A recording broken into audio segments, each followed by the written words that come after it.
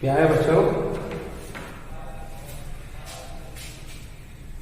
आज मैं आप लोगों को कक्षा 12 के सामान्य हिंदी के काव्यांजलि का तीसरा अध्याय श्रद्धा मनु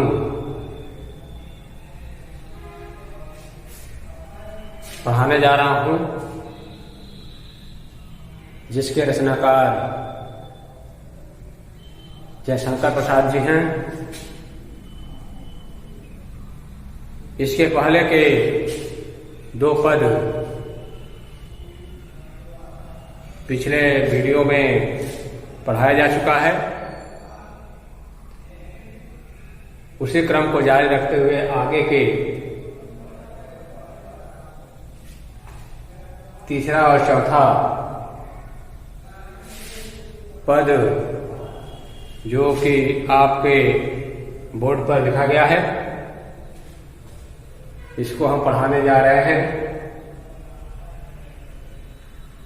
ध्यान से सुनेंगे, देखेंगे और समझने का प्रयास करेंगे। आगे कवि जयशंकर प्रसाद जी इस श्रृंगार छंद, जो पिछले वीडियो में मैंने बताया था 16 मातृ छंद कहा जाता है इसे, तो श्रृंगार छंद है। श्रृंगार छंद के माध्यम से आगे श्रद्धा जी के सुंदरता का वर्णन किया गया है। कवि लिखे हैं कि और देखा वह सुंदर दृश्य, नयन का इंद्रजाल अभिराम, कुसुम वैभव से लता समान, चंद्रिका से लिपटा घनश्याम। हृदय की अनुकृत बाल उदार, एक लंबी काया उन्मुक्त, मद पवन पीड़ित जो शिशुशाल सुशोभित हो सौरभ संयुक्त, मसृण गंधार देश के नील, रोम वाले मेषों के चर्म ढक रहे थे उसका वह कांत, बन रहा था वह कोमल वन। कवि जयशंकर प्रसाद जी इस श्रृंगार छंद के माध्यम से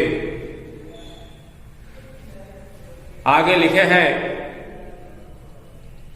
कि जब श्रद्धा जी की आवाज मनु सुनते हैं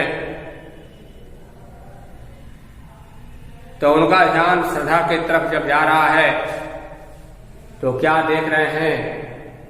श्रद्धा का जो सुंदर शरीर है उसको देख करके किस प्रकार का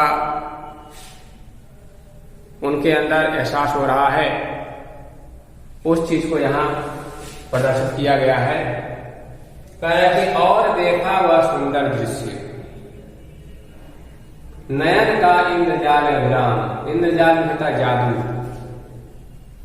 अविराम में होता है सुंदर या आकर्षक, नयन में होता है नेत्र, कुसुम फूल वैभव में होता है संपन्नता या फूल से लदी हुई, लता के समान, लता में होता है बेल, चंद्रिका से लिपटा घनश्याम, घनश्याम में होता है बादल, लिपटा में लिपटना, चंद्रिका चांदनी, चंद्रमा की चांदनी या चंद्रमा ही कर सकते हैं। हृदय की अनुकृति, अनुकृति होता है नकल करना, बाह्य उदार, उदार होता है विनम्र, एक लंबी काया उन्मुक्त, एक लंबी काया में शरीर, उन्मुक्त में होता है स्वतंत्र, मधु पवन यानी बसंती हवा, क्रीड़ित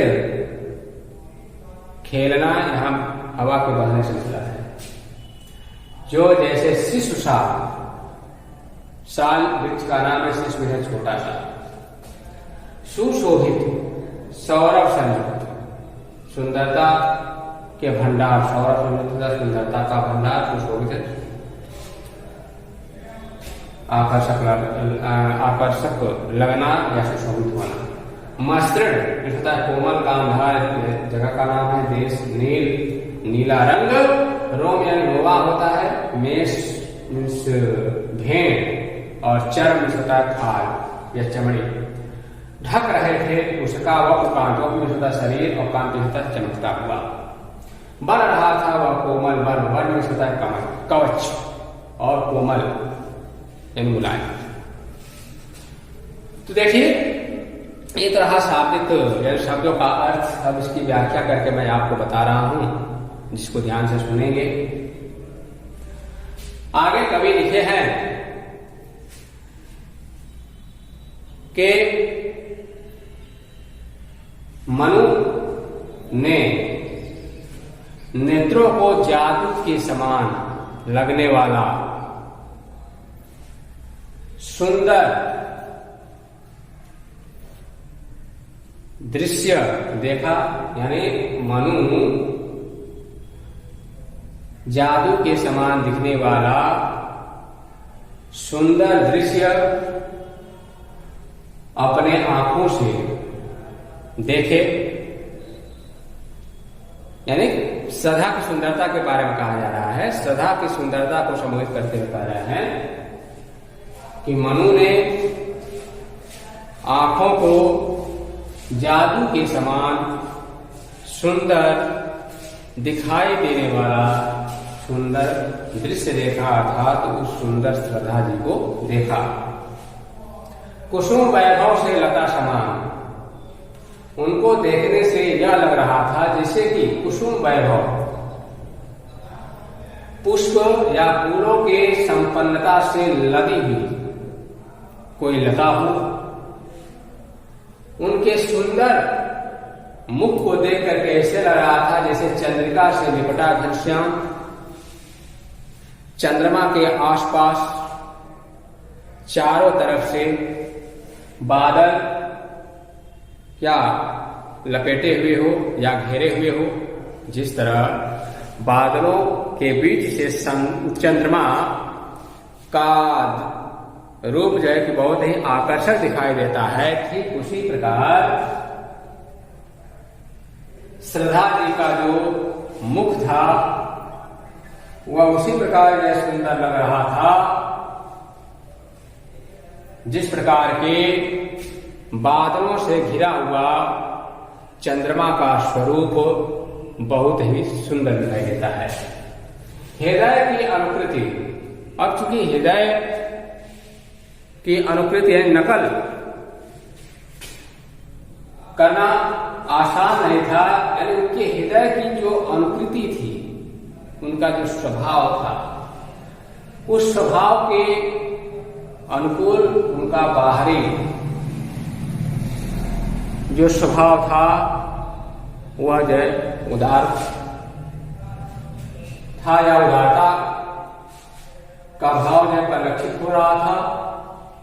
एक लंबी काया उन्मुक्त, उन्होंने देखा कि एक लंबी शरीर वाली श्रद्धा उन्मुक्त स्वतंत्र रूप से विचरण कर रहे थे, जिसको देख करके मानो ऐसा लग रहा था कि मधुपवन पीड़ित जो शिशुशाल, मधुपवन यानी बसंत के दिनों में बहने वाली बसंती हवा बह रही हो और वह कोई साल का छोटा सा वृक्ष हो जो बसंती हवा को पा करके झूम रहा हो, यानी खेल रहा हो या हिल रहा हो। सुशोभित हो सौरभ संयुक्त, और सौरभ संयुक्त सुंदरता के भंडार को पा करके वह बहुत ही आकर्षक दिखाई दे रहा हो, ऐसा मनु को अनुभव हो रहा था। इतना ही नहीं, आगे कवि ने श्रद्धा की सुंदरता का वर्णन करते हुए आए कहे कि मसृण गांधार देश के लिए श्रद्धा को देख करके, श्रद्धा जी नीले रंग का वस्त्र पहनी थी, तो तो उनको देख करके ऐसा लगा जैसे कि गांधार देश में पाए जाने वाले भेड़ के नीले रंग के भेड़ों के कोमल खाल से बना हुआ उनका वस्त्र हो, जो रोम वाले मेषों के चरखाल का बना हुआ वस्त्र हो, जो श्रद्धा जी के सुंदर या चमकशील शरीर को ढक रहे हों और ढकने का कार्य कर रहे हों, या ढकते समय वे एक कवच का कार्य कर रहे हैं, कोमल कवच का कार्य कर रहे हों, या कवच के रूप में उनके शरीर को ढकने का प्रयास कर रहे हों। फिर इसको देखिए, और देखा हुआ सुंदर दृश्य इंद्र का नयन का इंद्र जाल विराम कुसुम वैभव से लता समान, चंद्रिका से लिपटा घनश्याम हृदय की अनुकृत बाह उदार, एक लंबी काया उन्मुक्त, मधु पवन कृत जो शिशुशाल सुशोभित हो, सौरभ संयुक्त मसृण गांधार देश के नील रूम वाले मेषों के चर्म ढक रहे थे, उसका मुखांत बढ़ रहा था, वह कोमल बना। यानी श्रद्धा की सुंदरता का वर्णन करते हुए कवि जयशंकर प्रसाद जी ने इस श्रृंगार छंद के माध्यम से लिखा है, और लिखते हुए कहा है कि जब श्रद्धा के सुंदर शरीर को उन्होंने देखा तो मनु को जादू के समान लगने वाला सुंदर दृश्य आंखों से दिखाई दिया, जिसको देख करके ऐसा लगा जैसे कि वह फूलों की संपन्नता से लगी हुई कोई बेल हो। उनके सुंदर मुख को देख करके ऐसा लग रहा था जैसे कि चंद्रमा को चारों तरफ से बादलों में घेर रखा हो, या बादलों के बीच से चंद्रमा की छवि दिखाई दे रही हो। उनके हृदय का नकल तो नहीं किया जा सकता, लेकिन उनके जो बाहरी स्वरूप था, उनका बाहरी स्वरूप उदारता से भरपूर था। उनकी काया, उनका शरीर एक लंबा था और स्वतंत्र रूप से वह विचरण कर रही थी, जिसको देख करके ऐसा लग रहा था कि बसंती हवा के चलने से साल का छोटा सा वृक्ष झूम रहा हो या खेल रहा हो। इतना ही नहीं, बल्कि सुंदरता के भंडार को पा करके ऐसा लगा जैसे कि उनका जो शरीर है, उस शरीर पर जो नीला वस्त्र पहनी है, उसको देख करके ऐसा लग रहा था कि गांधार देश में पाए जाने वाले नीले भेड़ों के कोमल रोमे से बना हुआ या उसके चमड़े से बना हुआ वस्त्र हो, जो श्रद्धा जी के सुंदर शरीर को ढकने का कार्य कर रहे हों। ढकना ही नहीं बल्कि ढकते हुए कवच का कार्य कर रहे हों। तो ये रहा है आपका तीसरा पद। चौथे पद में आ रहे हैं, नील परिधान बीच सुकुमार। नील परिधान बीच सुकुमार, फुल रहा मधुर अधकुला अंग, खिला हो जो बिजली का फूल, मेघ वन बीच गुलाबी रंग। आह वह मुख पश्चिम के व्योम जब बीच जब घेरते हों घनश्याम, अरुण रवि मंडल उनको भेद दिखाई देता हो छवि धाम। आगे इस पद के माध्यम से भी जयशंकर प्रसाद जी श्रद्धा जी की सुंदरता का ही वर्णन किए हुए हैं। जैसा कि मैंने आपको यहाँ जो तीसरा पद पढ़ाया उसमें नीले रंग के वस्त्र का जिक्र किया। अब उस वस्त्र से उनका सुंदर शरीर किस तरह से परिलक्षित हो रहा है, दिखाई दे रहा है, और देखने में किस तरह का दिख रहा है, या उसकी आकर्षकता का वर्णन करते हुए कवि ने लिखा है कि नील परिधान बीच सुकुमार। फुल रहा मृदुल अलकुलायन। सधा जी नीले रंग का वस्त्र पहनी हुई थी और उस नीले रंग के वस्त्र से उनका आधा खुला हुआ या आधा या अर्ध शरीर जो है क्या हो रहा था, दिखाई दे रहा था, जिसको देख करके ऐसा लगा जैसे खिला हो जो बिजली का फूल, मेघ वन बीच गुलाबी रंग। ठीक उसी प्रकार का जो है कि सुंदर या आकर्षक दिख रहा था, जिस प्रकार की बादलों के बीच जब बिजली चमकती है तो बिजली के चमकने का जो दृश्य सुंदर दिखाई देता है, ठीक उसी प्रकार नीले रंग के परिधान इन वस्त्र को पहनने के बाद उस वस्त्र से उनका जो कांतिमय या सुंदर शरीर दिख रहा था या उनका सुंदर शरीर जो है दिखाई दे रहा था, जिसको देख करके मानो यह कहा जा सकता है कि आकाशीय बिजली आकाश में चमक रही हो बादलों के बीच और उसकी आकर्षकता जो है कि नजर आ रही हो। अरे वह मुख यानी उनका मुख पश्चिम के व्योम, पश्चिम दिशा में आकाश में बीच जब घिरते हो घनश्याम, आकाश में पश्चिम दिशा में जब घनश्याम यानी बादल आकाश में घिरते हैं और जब घेरे रहते हैं तो अरुण रवि मंडल उनको घेर, अरुण यानी कि सूर्य की लालिमा, अरुण है लालिमा, रवि से सूर्य, सूर्य की लालिमा उस बादलों के समूह को जो भेद करके छेद करके बाहर निकलती है और निकलने के बाद दिखाई देता हो छविधाम, और निकलने के बाद जितना सुंदर वह प्रकाश सूर्य का दिखाई देता है, ठीक वैसा ही सुंदरता सधा की उस नीले परिधान को पहनने पर दिख रहा था या दिखाई दे रहा था। पुनः देखिए, नील परिधान बीच सुकुमार फूल रहा मृदुल अलकुला एवं खिला हो जो बिजली का फूल, मेघ वन बीच गुलाबी रंग, आ हुआ पश्चिम मुख पश्चिम के व्योम बीच जब गिरते हो घनश्याम, अरुण रविमंडल उनको घेर दिखाई देता हो छविधाम। कवि कह रहे हैं कि श्रद्धा जी नीले रंग का वस्त्र पहनी हुई थी और उस नीले वस्त्र से उनका सुकुमार सुंदर शरीर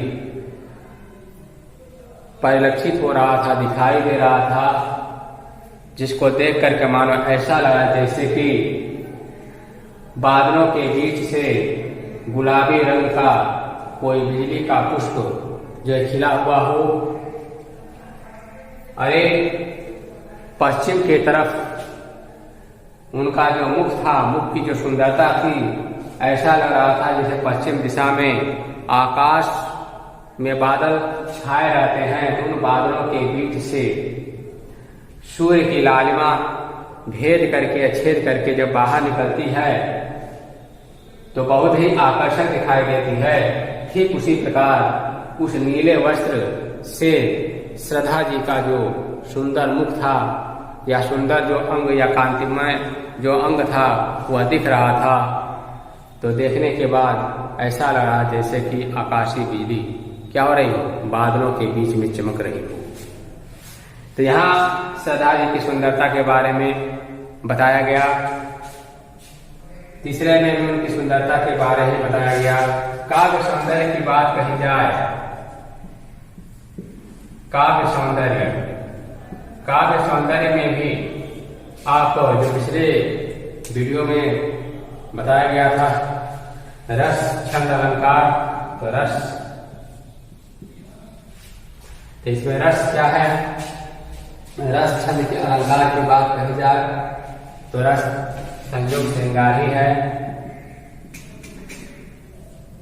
संयोग श्रृंगार।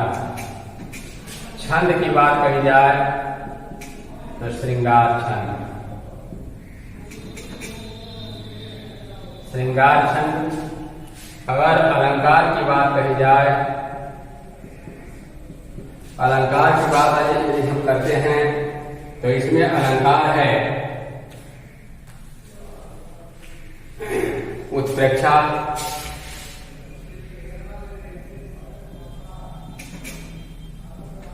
उत्प्रेक्षा और अनुप्रास की छठा जो दर्शनीय है। मेरा छंद अलंकार हो गया। भाषा खड़ी बोली है।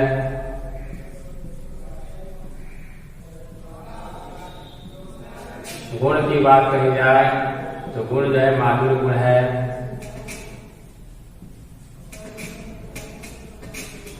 इस तरह इसका जो है कि आप आगे संदेह लिख सकते हैं। तो आज के इस वीडियो में मैंने आपको तीसरा और चौथे पद का अर्थ और व्याख्या करके मैंने बताया।